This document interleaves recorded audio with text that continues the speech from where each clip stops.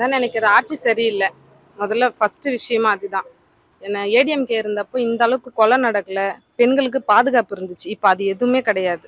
இப்போ இந்த நாங்குநேரியில் ஒரு கொலை நடந்துச்சுல்ல, அது வந்து முன்விரோதமோ அப்படிலாம் எதுவுமே கிடையாது. கஞ்சா போதையில் மற்ற ஏதோ ஒரு போதையில் சும்மா ரோட்டில் கண்ணில் தென்பட்டவங்க எல்லாரையும் இது பண்ணியிருக்காங்க, அட்டாக் பண்ணியிருக்கிறாங்க. இதுக்கு வந்து ஒரு ஆக்ஷனுமே எடுக்கல இந்த ஆட்சியில் வந்து. முன்னாடிலாம் வந்து இப்போ அதான் ஒரு அம்மா கையில குழந்தை இருக்குதுன்னா அது ஒரு பாதுகாப்புன்னு அந்த குழந்தை நினைக்கும். ஆனா இப்போ அந்த குழந்தையே வந்து பாதுகாப்பு இல்லாத மாதிரி ஒரு ஃபீல் இப்பெல்லாம். கஞ்சா இதுவெல்லாம் கிடையவே கிடையாது. இப்பதான் இந்த 3-4 வருஷமா ரொம்ப இதுவாயிடுச்சு. எனக்கு தெரிஞ்ச ஒரு பையன் கூட படிச்ச பையன் இப்ப 4 வருஷமா ரொம்ப அடிமையாயிட்டான். ஒரு 2 வயசு பொம்பளை புள்ளைய ஒரு டிஎம்கேல ஒருத்தர் அவர் ஒரு பொறுப்புல தான் இருக்கிறாரு. 2 வயசு பாப்பா வந்து அவர் ரேப் பண்ணியிருக்காரு.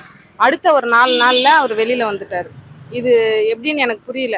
ஏன்னா இது எல்லாமே வந்து டிஎம்கே ஆட்சியில தான் நடக்குது. முன்னாடி இந்த அளவுக்கு கிடையாது.